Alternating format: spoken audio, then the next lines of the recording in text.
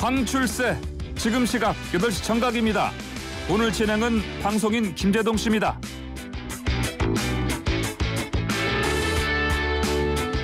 커피에 뭐 시럽 조금씩 넣어 드셔야 사실 또 맛있다고 하시는 분들 계시죠. 여의도 정치 시럽 같은 분들입니다. 달콤 쌉쌀한 정치 분석. 여의도 시럽자들 시간입니다. 뭐 중의적인 표현이기도 하고요. 예능 시럽자하고 만나서 오늘 4명이서 아주 이야기가 잘 듣을 것 같습니다. 예능 실업자라고 하니까 곳곳에서 세 분의 비웃음 소리가 마이크를 타고 흘러 들어오네요. 두고 봅시다. 자, 최태경 더불어민주당 부산 공동선대위원장, 신성범 전 새누리당 의원, 박원석 전 정의당 사무총장 나오셨습니다. 이렇게 전이라고 이야기할 때마다 제 마음이 굉장히 짠합니다. 자, 어서 오십시오. 네, 안녕하세요. 반갑습니다. 네, 신성범 전 새누리당 의원부터 인사 부탁드리겠습니다. 네, 신성범입니다. 반갑습니다. 네. 실업자입니다. 네. 예, 민주당 실업자 최택용입니다. 네. 네, 정의당 박원석입니다. 네, 알겠습니다. 현역의 마음으로 임하시겠다는 뜻으로 받아들이도록 하겠습니다. 윤석열 후보 얘기하겠습니다. 윤석열 후보가 어제 한국방송기자클럽 초청 토론회에서 뭐 유세 동행은 강요하지 않겠다. 그리고 논문 표절 의혹에 대해서는 외부기관 검증을 반대할 이유가 없다. 이렇게 얘기했습니다. 이 부분에 대해서 어떻게 생각하시는지 신성범 전 새누리당 의원. 우선 윤석열 후보 부인이 직접 사과를 했는데 뭐 그 사과 내용에 대해서 그리고 반응은 제가 볼 때는 뭐 정치적 성향에 따라서 완전 극과 극인데 저는 이렇게 생각해요. 그나마 본인이 직접 사과를 했고 사과 내용도 어떻게 보면은 그동안에 국민들이 가졌던 의문 왜 저렇게 경력이 부풀려진 게 많으냐 여기에 대해서는 잘 보이라고 경력을 부풀렸고 또 잘못 진 것이 있었다. 그래서 돌이켜보니 부끄럽다. 제 잘못입니다. 뭐 용서 바랍니다라고 이야기를 했고 앞으로 어떻게 할 거냐.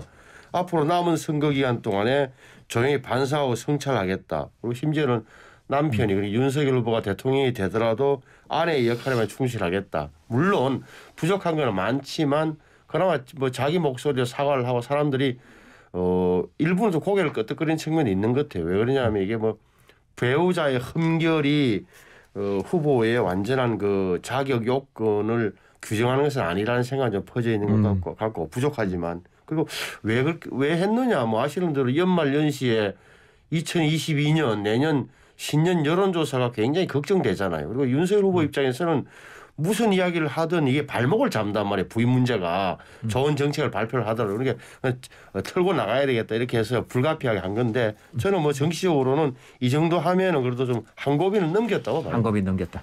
예, 저는 우리 윤석열 국민의힘 후보께서 평생을 검사를 하면서 범죄를 저지른 사람들이 쟤를 어떻게 회피하려고 하는가, 그죠? 그걸 지켜보면서 그런 직업을 가지고 살아오셨는데 그런 것이 본인의 표현과 말에서 많이 묻어난다고 생각해요. 근데 이분은 국민들 앞에서 이야기를 할 때 보면요. 책임을 회피하고 자신과 관련된 둘러싼 의혹에서 빠져나가는 이런 합법을 참 많이 쓰세요. 가만히 들여다보세요. 어제 기자클럽 초청해서 이런 말씀하셨잖아요. 예부기관 검증을 반대할 이유는 없다. 그러잖아요. 반대하지 않는다. 예부기관 검증 반대하지 않는다. 찬성한다. 예부기관 검증하자. 공개적으로. 이렇게 하면 될 이야기인데 이유는 없다. 이런 표현을 쓰는 거예요. 이분 표현을 유심히 보면 항상 이런 식이에요. 그래서 배우자 의혹에 대해서 공개 검증하면 되잖아요. 그런데 이렇게 빠져나가놓고 몇 시간 지나서 선대위에서 어떤 식으로 이야기했냐면요. 22년 전에 논문이다. 지금의 잣대로 재단하니까 문제가 되지 22년 전에는 별 문제 없었다. 이렇게 넘어가잖아요. 그러니까 공개 검증하지 않겠다는 말을 이런 식으로 책임 회피식으로 항상 표현해요. 그래서 김건희 씨 사과에 대한 부분도 방금 우리 신성범 의원님은 뭐 길게 좀 변명을 해 주셨는데 본인들이 구체적으로 어떠한 잘못을 했고 어떠한 문제가 있었는지는 전혀 밝히지 않았어요. 추상적으로 좀 잘 보이려고 했다. 이런 식의 행동을 표현과 말을 진정성 있는 행동이라고 보기는 어렵다고 봅니다. 네, 알겠습니다. 네, 박원석. 저는 네. 이번 대선이 대통령을 뽑는 건지 대통령의 가족을 뽑는 건지 모르겠어요.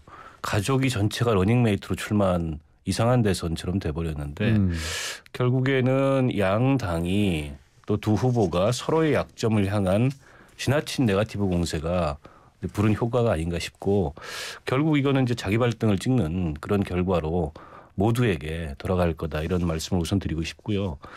김건희 씨 사과 저도 지켜봤는데 일단 타이밍도 그렇고 내용도 그렇고 이제 국민들이 흡족할 만한 또 기대했던 그런 수준의 사과는 아니었다고 봐요.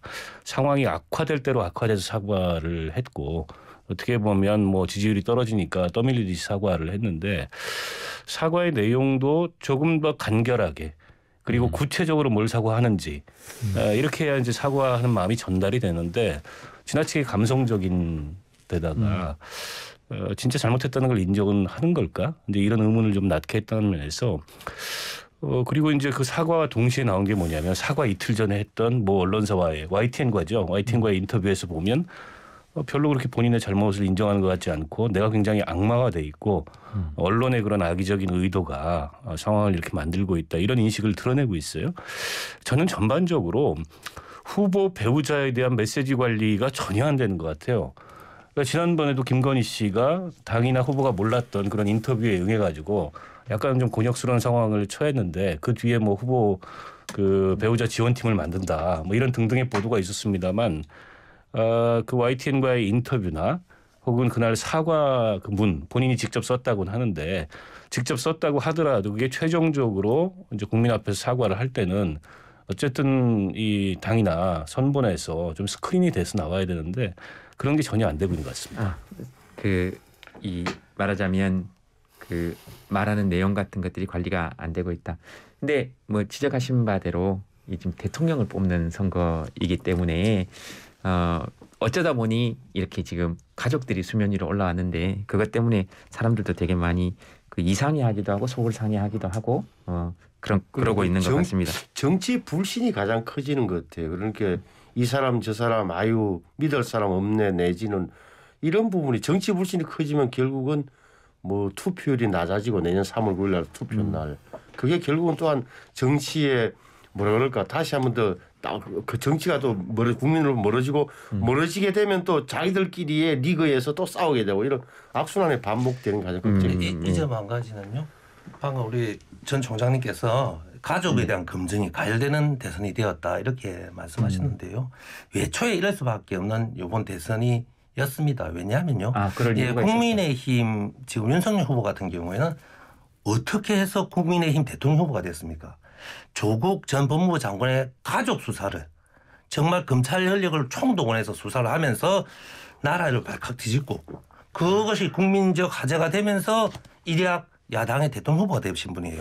타인의 가족에 대한 수사를 통해서 유명세를 얻고 했지 않아요?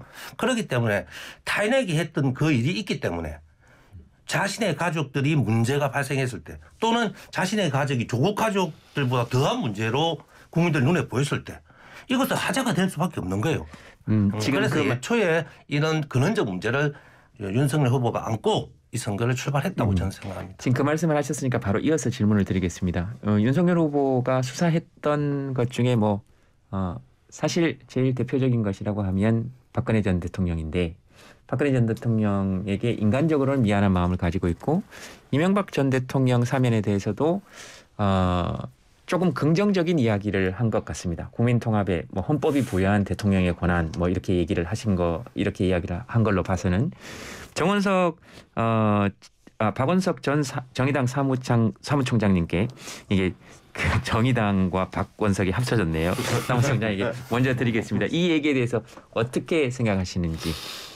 글쎄요, 뭐 어쨌든 예상하지 못했던 문재인 대통령의 박근혜 사면으로 인해서 사실은 윤석열 후보나 국민의힘이 약간은 좀 당혹스러운 상황인 것 같아요.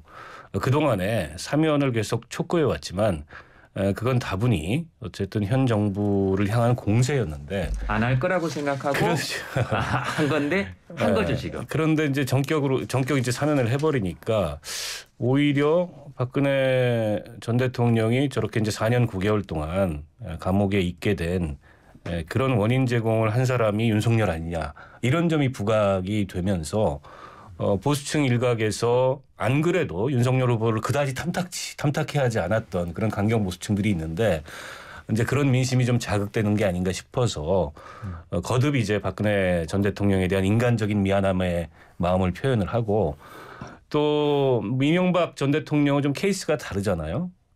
저 이재명 후보도 얘기하고 있듯이 본인 범죄의 성격이 훨씬 더 강하고 박근혜 전 대통령 같은 경우에는 실제로 본인이 뇌물을 수수하거나 이런 건 없어요. 제3자 뇌물 수수여서 그런 점에서 좀 다르긴 한데 고령이고 또 같은 정치적 맥락에 있기 때문에 이명박 전 대통령에 대해서는 왜 사면하지 않냐. 이게 박근혜 전 대통령 사면이 이번 대선을 앞두고서 이제 보수층을 분열시키고자 하는 그런 정치적 의도가 있는 거 아니냐. 근데 이런 점을 내비친 것 같아요. 근데 어쨌든 사면이라는 거는 대통령의 고유 권한이기 때문에 그에 대해서 평가를 할 수 있습니다만 뭐 그 이상 윤석열 후보가 할 수 있는 거는 없고 박근혜 전 대통령에 대한 사면에 대해서는 뭐 평이 굉장히 엇갈립니다만 저는 사면을 하기 위한 몇 가지 전제 조건이 있다고 생각해요. 고유 권한이나 하더라도 그건 어쨌든 당사자의 진정한 반성과 사과가 있어야 되고 그로 인한 피해자들에 대한 치유와 회복이 있어야 되는데 그 둘 다가 없었고 또 국민적 공감대라는 측면에서도 공감대가 약한 사면이죠. 그래서 이에 따른 이런 사면에 따른 어떤 정치적 후과는 저는 민주당이든 이재명 후보든 문 대통령이든 지게 될 거라고 봅니다. 지게 될 거다. 해성범 전 의원에게 드릴까요? 그렇게 저는 그 사면을 안 해줄 거다 안 할 거라는 가정을 한 적은 없고 저는 처음부터 빨리 사면해야 된다. 둘 다 박근혜 이명박 다 이것이 죄의 크기를 떠나서 적어도 저는 국격의 문제라고 봤던 거고 지금은 대통령께서 사실 이번에도 결단을 2명 다 하는 게 맞는데 아마 정치적 그런 담대함은 없었다. 왜냐 둘 다 꺼내놓으면 완전 비판이 집중될 것을 우려해서 일단은 박근혜 대통령에 대해서는 그 소견서 의사 소견서를 명분으로 먼저 사면해 준 거다. 그 노림 뭐 선의로 해석을 합니다만 그런데도 불구하고 저는 정치적 의도도 저는 뭐 숨길 수가 없다. 뭐냐면 결국은 윤석열 후보나 국민의힘에 어떻게 보면은 분열과 이런 걸 가져올 정치적 효과까지 계산 안 했다 그러면 말이 안 되는 거니까. 그리고 그러니까 저는 윤석열 후보와 국민의힘 국민의힘. 그리고 다른 정치 그 보수 정치 세력을 분열하기 위한 노림수가 있는 사람입니다. 저는 노림수까지 계산한 거죠. 노림수까지 계산한 거다라고 보는 거죠. 왜냐하면 이거 아시는 대로 윤석열 후보의 그 부분에 대해서는 강성 지지자층들로도 반대하고 있는 거고 그 또한 그 이명박 전 대통령은 놔두면서 이렇게 할 경우에 계산이 복잡이죠. 어찌됐건 야당은 분열시키고 여당은 그 이재명 후보는 모르는 척하고 책임은 대통령이 지고 가고 이런 역할 분담도 이루어지는 거고 굉장히 다용도다. 그래서 저는 그런 수가 있다는 정치적인 의도가 분명히 있는 걸로 보여지고 이명박 대통령 제가 볼 때는 결국은 문재인 대통령 임기 전에 아마 사면하게 될 겁니다. 그렇게 되면은 제가 볼 때는 저도 김경수 현재 전 경남지사 본인이 아마 문재인 대통령 입장에서는 임기가 끝내기 전에 사면하실 테고 그때 아마 내년 3월 9일이나 5월 9일 사이쯤 어디쯤인가는 사면될 거라고 봐요. 그래서 윤석열 후보 입장에서는 다 그렇잖아요. 공직자로서 자기 할 일 하다가 된 건 하지만 정치적인 후과를 생각하면 굉장히 박근혜 대통령의 이입이 걱정되니까 대될 수밖에 없잖아요. 그러니까 그것 때문에 가는 건 아니지만 TK도 가서 여러 어른들한테 TK의 정서 속에서 대통령이 박근혜 대통령이 나중에 와서 정치적 말을 은행을 하실 때 말을 하실 때 메시지를 던질 때 적어도 정권 교체에 도움이 되는 방향으로 해줬으면 하는 바람을 투사시키는 거죠. 네, 그래서 TK로 간다. 네. 저는 그 사면 그 자체보다요 윤석열 후보의 이 발언을 저는 또 지적하고 싶습니다. 박근혜 수사가 미안하다고 했잖아요. 그죠? 본인이 검찰 지휘자로서 이 사건 총지휘라도 지휘했던 이 박근혜 수사가 미안하다고 하잖아요.